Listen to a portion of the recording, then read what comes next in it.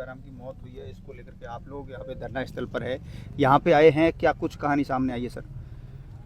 देखिए, कल जो हमारे राष्ट्रीय लोकतांत्रिक पार्टी के कार्यकर्ता छोटे भाई दूधाराम की मौत की खबर सुनकर हम सब बहुत दुखी हैं। और उसके बाद जो उनका सुसाइड नोट वायरल हुआ, उससे बहुत सारे इस सिस्टम पे सवाल खड़ा करती है कि भला एक आम आदमी कोई गलती होती है तो उसको बहुत कठिन से कठिन सजा दी जाती है और दी जानी भी चाहिए।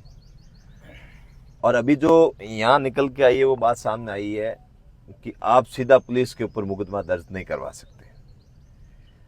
तो क्या राजस्थान में या इस हिंदुस्तान में, स्वतंत्र भारत में, जो लोकतंत्र में विश्वास करता है, उस देश में सरकारी तंत्र से जुड़ा आदमी कोई अपराध करे और उसको कोई सजा ना हो, ऐसा प्रावधान है क्या? नहीं होना चाहिए ऐसा। यहाँ पे आप ये जो बात कर रहे हैं, ये किसका बयान है, किसने दिया था? यहाँ अभी जो बात हो रही थी प्रशासन से, उसमें ये बात बताई गई कि डायरेक्ट आप पुलिस पे मुकदमा नहीं दर्ज करवा सकते। भैया, हम डायरेक्ट पुलिस पे मुकदमा दर्ज करवाना भी जानते हैं और जिसने अन्याय किया है उसके खिलाफ मजबूती से लड़ना भी जानते हैं। परिवार में दूधाराम अकेला कमाने वाला था। थोड़े समय पहले इसके बड़े भाई की डेथ हो गई थी। अब एक इसका छोटा भाई है, पांचवी छठी में शायद अध्ययन कर रहा है वो। तो पारिवारिक स्थितियां भी उस अनुकूल नहीं है और ऐसी कोई पैरवी करने वाला भी नहीं था जिससे कि इस तरह का अत्याचार करे। और 18 तारीख को ये घटना हुई है, उसके बाद अभी तक उसने किसी को बताया नहीं और कंटिन्यू उसे इस तरह का प्रताड़ित किया गया जिससे उसे मजबूरन मौत को गले लगाना पड़ा। सुसाइड नोट में मतोड़ा थाना जो फलोदी जिले में है उसका, और एक श्रवण नाम का कोई व्यक्ति है, उसका स्पेशली अंदर लिखा हुआ जिक्र है और यह भी कहा गया कि पुलिस द्वारा हमसे पैसे मांगे गए थे। तो इस तरह की घटनाएं राजस्थान में सामने आ रही है। और उसके बाद ऐसे कितने भाई हैं जिन्होंने इस तरह की घटनाओं को अंजाम दिया होगा, इस तरह मजबूरन अपनी जिंदगी और जीवन लीला को समाप्त किया होगा और उनके बारे में कोई ख्याल भी नहीं ले रहा होगा। आज मैं तो कह रहा हूं, ये सुसाइड नोट हाथ में आ गया तब तो ये कहानी बन गई, नहीं तो इसका कोई ऐसा मसला नहीं था और ऐसा कोई एविडेंस नहीं था जिससे हम इसको न्याय दिला सके। हमारी यही मांग है प्रशासन से, जो परिजनों की ओर से ठीक है, जो मांग पत्र दिया गया है, उस मांग पत्र पे व्यवस्थित रूप से कार्रवाई करके इस दिवंगत को न्याय कैसे दिला सके, इसके लिए कार्य करें। ऐसी कोई योजना हमारे बीच में ना लेके आए जिससे आप पुलिस को बचाने का काम कर रहे हो या फिर सरकारी उन तंत्र को बचाने का काम करते हुए नजर आओ कि भाई कैसे भी करके इसमें मामला खत्म हो। हम सबकी यही इच्छा है कि बिना राजनीति के इस भाई को न्याय मिले। उसने सुसाइड नोट में हमारे रालोपा सुप्रीमो हनुमान बेनीवाल जी के प्रति आस्था दिखाई, क्योंकि वो हमारा कार्यकर्ता था कि मुझे और मेरे परिवार को न्याय दिलाना।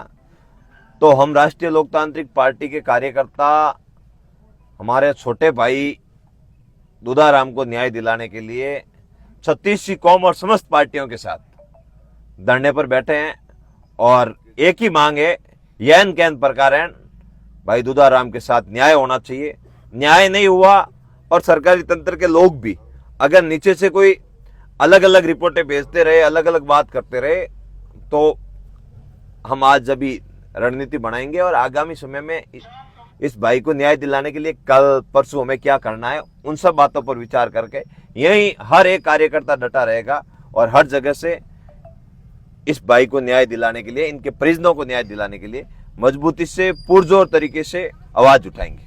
अभी तक कोई वार्तालाप कुछ शुरू हुआ? आए थे सीआई साहब और तहसीलदार साहब, हमने हमारा मांग पत्र था, वो मांग पत्र उनके सामने प्रस्तुत किया है। अब आगे वो क्या बात करते हैं उसके बाद आगे की बात करेंगे। इसलिए यहाँ पे ये धरना चल रहा है और जिस तरह से जो मौत हुई है उसको लेकर के क्या कुछ कहानी सामने आ रही है? देखिए, बड़ी दुर्भाग्यपूर्ण घटना कल रातड़िया गांव के अंदर हुई। हमारे आरएलपी के कार्यकर्ता भाई दूधाराम जी सारण है, जिनका संदिग्ध परिस्थितियों के अंदर डेथ हो गई थी। उसके बाद में सोशल मीडिया पर एक सुसाइड नोट वायरल हुआ।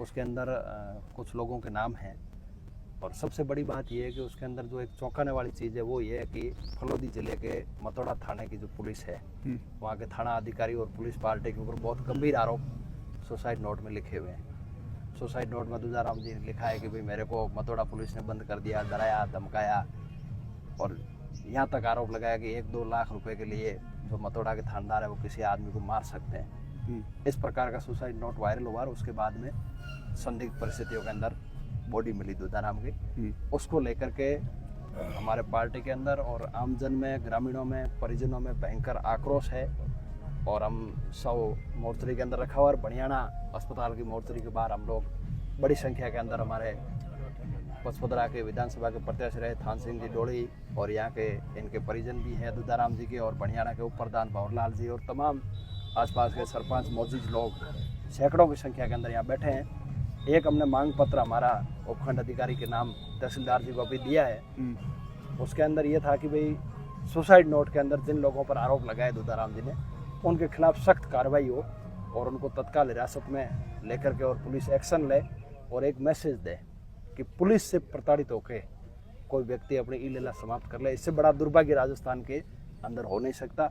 आए दिन घटनाएं हो रही है, चारों तरफ त्राहिमाम है, उसको लेकर के लोग यहाँ आंदोलित है, और सुसाइड नोट में जो बात है उसी को लेकर के हमारा मांग पत्र है, और परिवार को 50 लाख रुपए की सहायता दी जाए। अच्छा, जो सुसाइड नोट है उसके अंदर हनुमान बेनीवाल का भी जिक्र किया गया है, क्या कुछ बात हुई आपकी नेताजी से इस बारे में? देखिए, निश्चित तौर पर भाई जो दूधाराम है वो हनुमान जी के बहुत यूँ कट्टर कार्यकर्ता थे। ठीक है। और उन्होंने एक टैटू भी बनाया हुआ जो फोटो में आप देख पा रहे हैं। और रात को ही नेताजी से हमारी बात हो गई थी, उन्होंने ऊपर उच्च अधिकारियों से भी बात करी है, और लगातार हम लोग संपर्क में हैं। हनुमान जी ने ये भरोसा दिलाया हमारे को और परिजनों को कि निश्चित तौर पर दूधाराम जी की पूर्ति तो हम नहीं कर सकते, लेकिन उनके परिजनों को न्याय दिलाएंगे।